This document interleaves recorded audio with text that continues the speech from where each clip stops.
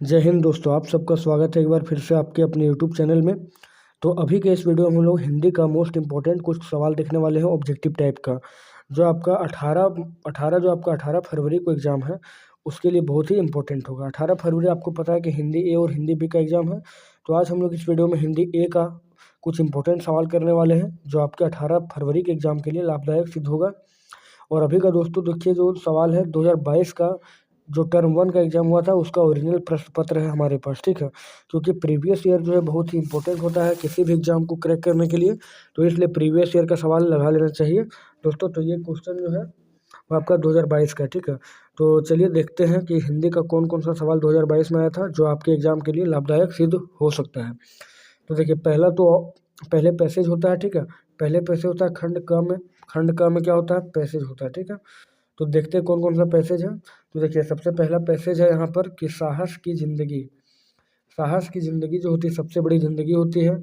ऐसी ज़िंदगी की सबसे बड़ी पहचान यह होती है कि वह बिल्कुल निडर होता है, ठीक है। निडर व बिल्कुल बेखौफ होती है।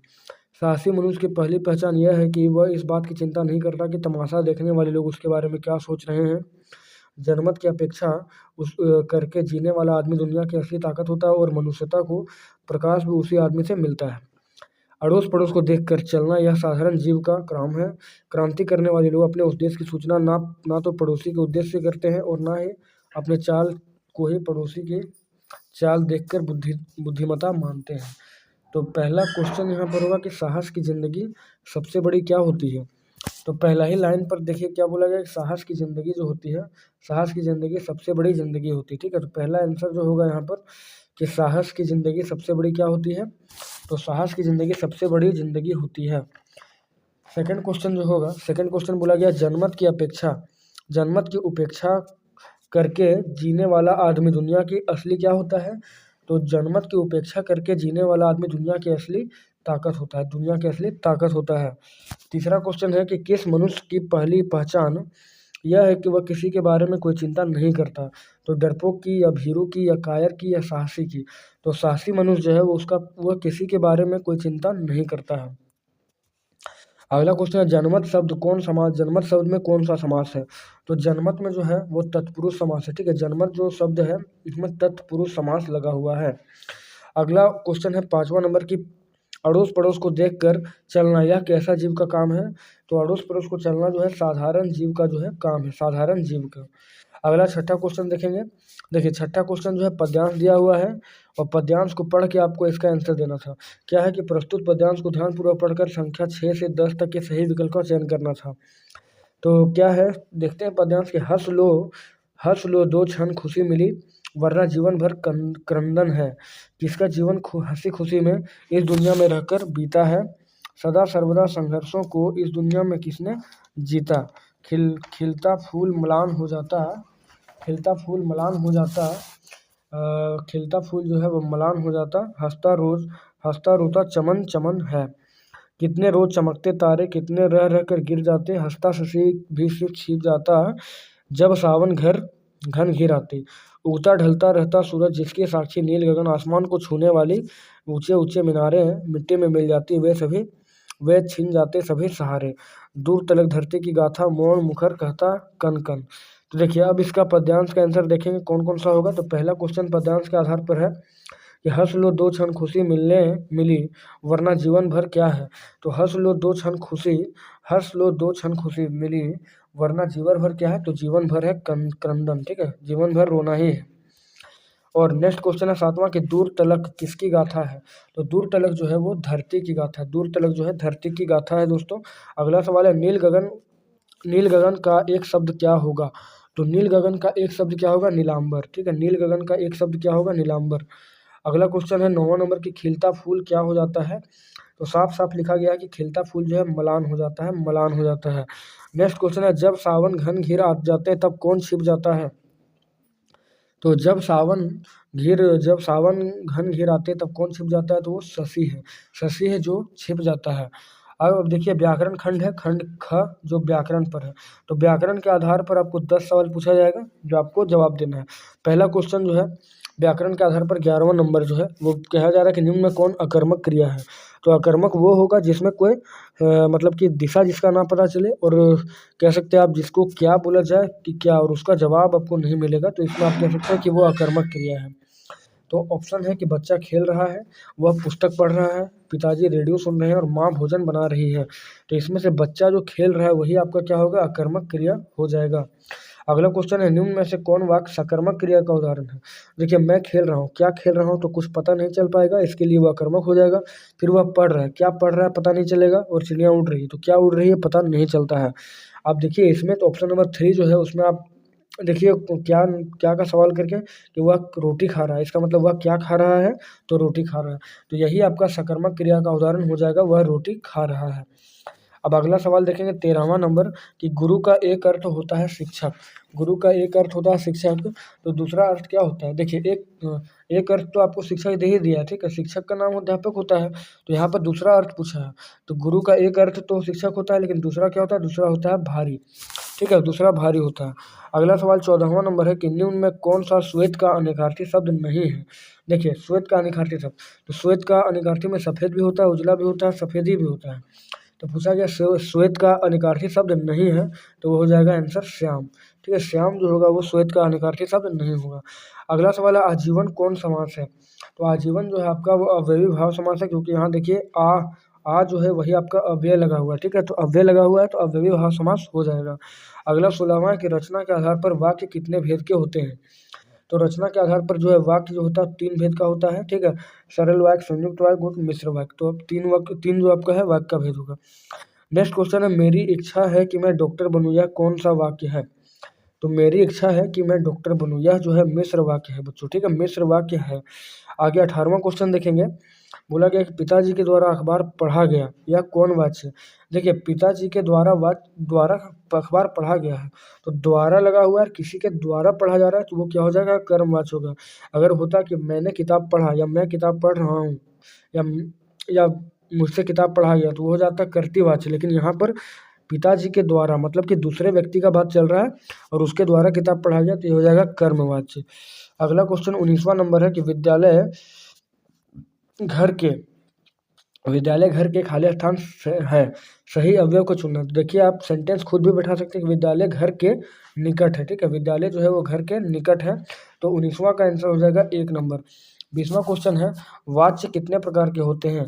तो वाच्य जो है आपका वो 3 प्रकार का होता है, कर्तृवाच्य, कर्मवाच्य और भाववाच्य। तो वाच्य जो है वो 3 प्रकार के होते हैं। अब अगला देखिए, खंड ग जो है वो पाठ्य पुस्तक से लिया गया है, और 21 से लेकर 24 तक आपको एक पद्यांश दिया है जिसका आंसर आपको देना है। तो दिया क्या है कि फसल क्या है, और तो कुछ नहीं, वह नदियों के पानी का जादू है, वह हाथों के स्पर्श की महिमा है, भूरी काली संदली मिट्टी का गुणधर्म है, रूपांतर है सूरज की किरणों का, सिमटा हुआ संकोच है हवा के थिरकन का। अब देखिए जो आपका पद्यांश देता है, पद्यांश में आपको कवि का नाम बताना होता है, ठीक है, और कुछ उसके इंपॉर्टेंट सवाल होते हैं। देखिए पहला क्वेश्चन है पद्यांश में कि उपर्युक्त पद्यांश के कवि कौन है। तो ये फसल चैप्टर से लिया गया दोस्तों, फसल, ठीक है, फसल जो है नागार्जुन के द्वारा लिखा गया है, तो इसका आंसर क्या होगा, नागार्जुन। अब 22वां सवाल है, फसल किसका जादू है। तो फसल जो है वो नदी के पानी का जादू है, साफ साफ लिखा गया पद्यांश में कि फसल क्या है, तो नदियों के पानी का जादू होता है। अगला 23वां सवाल है कि फसल किसका गुणधर्म है। तो फसल जो है वो पूछा गया किसका गुणधर्म है, तो हवा का, जल का, मिश्रित मिट्टी का या सूर्य के प्रकाश का। तो हवा जो है संदली मिट्टी यानी कि मिश्रित मिट्टी का जो है वो गुणधर्म होता है। नेक्स्ट क्वेश्चन है, फसल किसका रूपांतर है। फसल जो है वो किसका रूपांतर है, तो सूरज की किरणों का। फसल जो है दोस्तों वो सूरज की किरणों का रूपांतर है। अगला क्वेश्चन है, सूरदास की काव्य भाषा कैसी है। तो सूरदास की काव्य जो भाषा है वो ब्रज भाषा के रूप में लिखा गया है, सारे उसके काव्य भाषा। अगला है, गोपियों ने किसे भगवान कहा है। तो गोपियों ने उद्धव को जो है वो भगवान कहा है, गोपियों ने उद्धव को जो है भगवान कहा है। अगला 27वां क्वेश्चन है कि उत्साह कविता में जो है कवि क्या कह रहा है, किससे गरजने को कहा है, ठीक है, उत्साह कविता में कवि जो है किसे गरजने को कहा है। तो उत्साह कविता में बादल को कवि जो है वो गरजने के लिए कहता है। अगला सवाल है, विकल विकल उन्मुख थे उन्मन पंक्ति किस कविता की है। तो ये उत्साह के द्वारा उत्साह का लिखा हुआ कविता है, ठीक है। अगला क्वेश्चन सूर्यकांत त्रिपाठी निरा का लिखा हुआ है। अगला सवाल है, देखिए अगला फिर आपको 29 से लेकर 32 तक जो सवाल था वो गद्यांश था, और गद्यांश को पढ़ के आपको आंसर देना था। गद्यांश क्या है, तो हलदार साहब का लिया गया है, या कि हवलदार साहब को पान वाले द्वारा एक देशभक्त का इस तरह मजाक उड़ाया जाना अच्छा नहीं लगा। मुड़ कर देखा तो अवाक रह गए। वह बेहद बूढ़ा मरियल सा लंगड़ा आदमी, सिर पर गांधी टोपी और आंखों पर काला चश्मा लगाए, एक हाथ से एक छोटी सी संदूकची और दूसरे हाथों में एक बांस की टंगे हुए बहुत बहुत से चश्मे लिए अभी अभी गली से निकला था और अब एक बंद दुकान के सहारे अपना बांस टिका रहा था। तो इस बेचारे की दुकान भी नहीं फेरी लगाता था। हवलदार साहब चक्कर में पड़ गए। पूछना था कि इसे कैप्टन क्यों कहते हैं, क्या यही इसका वास्तविक नाम है? तो चलिए देखते हैं हम लोग गद्यांश के आधार पर जो सवाल है। सवाल पूछा गया है सबसे पहला कि प्रस्तुत पद्यांश के लेखक कौन है? तो प्रस्तुत पद्यांश के लेखक जो है वो स्वयं प्रकाश है। ठीक है, नेताजी का चश्मा, स्वयं प्रकाश। अगला सवाल है 30वां कि हवलदार साहब को क्या अच्छा नहीं लगा? तो पान वाले के द्वारा एक देशभक्त का मजाक उड़ाया जाना, पान वाले के द्वारा एक देशभक्त का मजाक उड़ाया जाना जो है वो हवलदार साहब को अच्छा नहीं लगा था। अगला सवाल था बूढ़ा मरियल सा लंगड़ा आदमी कौन था? बूढ़ा मरियल सा लंगड़ा आदमी जो था वो कौन था यहाँ पर? ठीक है, तो बूढ़ा मरियल सा लंगड़ा आदमी जो था वो कैप्टन था। ठीक है, वो कैप्टन था और हर रोज जो है नेताजी का चश्मा वो बदला करता था। अगला सवाल है कैप्टन क्या काम करता था? तो कैप्टन जो था वो चश्मा बेचता था और उसका खुद का यहाँ पर दुकान नहीं था, वो फेरी लगा कर चश्मा बेचा करता था। अगला सवाल है बाल गोविंद भगत किस प्रकार का पाठ है? तो बाल गोविंद भगत किस प्रकार का पाठ है? तो बाल गोविंद भगत जो है रेखा चित्र है दोस्तों। अगला सवाल है बाल गोविंद भगत किस कद के आदमी थे? तो बाल गोविंद भगत जो है मझोले कद के आदमी थे बच्चों। ठीक है, सारा इंपॉर्टेंट है सवाल, क्योंकि आपका बोर्ड एग्जाम के लिए बहुत ही जरूरी है। अगला सवाल है 35वां कि बाल गोविंद भगत साहब किनको मानते थे? बाल गोविंद भगत जो है वो साहब किसको मानता था? वो कबीर को जो है, बाल गोविंद भगत कबीर को जो है वो साहब मानते थे यहाँ पर। अगला सवाल है कि बाल गोविंद भगत को संगीत साधना का चरम उत्कर्ष किस दिन देखा गया? बाल गोविंद भगत की संगीत साधना का चरम उत्कर्ष जो है वो किस दिन देखा गया? तो जिस दिन उसका बेटा मरा था तब वो गा रहे थे अपने आंगन में। अब देखिए फिर से गद्यांश पूछा गया जिसे 37 से 40 तक का प्रश्न देना है आपको जवाब। तो कहा गया है कि जब कभी मैया हमें अचानक पकड़ पाती तब हमारे लाख छटपटाने पर भी एक चुल्लू कड़वा तेल हमारे सिर पर डाल ही देती थी। हम रोने लगते और बाबूजी उस पर बिगड़ खड़े होते, पर वह हमारे सिर में तेल बहुत बहुत कर हमें उबट कर ही छोड़ती थी। फिर हमारे नाभि और लाल में काजल की बिंदी लगाकर चोटी गूंथती और उसमें फूलदार लट्टू बांधकर रंगीन कुर्ता टोपी पहना देती। हम खासे कन्हैया बनकर बाबूजी की गोद में सिसकते सिसकते बाहर आते। तो गद्यांश का जो क्वेश्चन है वो है पहला कि प्रस्तुत गद्यांश के लेखक कौन है? तो ये माता का आंचल से लिया गया, जो शिव पूजन सहाय के द्वारा लिखा गया है, माता का आंचल। 38वां सवाल है कि कड़वा तेल किस तेल को कहते हैं? तो कड़वा तेल जो है सरसों के तेल को कहा जाता है। अगला सवाल था लेखक की माँ काजल कहाँ लगाती थी? तो नाभि और लीलार में। ठीक है, नाभि और लीलार में जो है उसको तेल लगाती थी। लेखक की माँ जो है उसको काजल जो लगाती थी वो नाभि और लीलार में। अगला सवाल है कि लेखक किसकी गोद में सिसकते सिसकते बाहर आ जाता था? ठीक है, लेखक जो है वो किसकी गोद में सिसकते सिसकते बाहर निकलता था? तो लेखक जो है बाबूजी की गोद में सिसकते सिसकते बाहर निकलता था और अपने दोस्तों की टोली में पहुंच जाता था। 2022 का डिस्कस किया दोस्तों। ठीक है, और इसी तरह से नए नए वीडियो पाने के लिए हमारे चैनल को सब्सक्राइब करके बेल आइकन को प्रेस कीजिए। और ये वीडियो आपका 18 फरवरी का एग्जाम के लिए बहुत ही इंपॉर्टेंट है। तो चलिए मिलते हैं नेक्स्ट वीडियो में।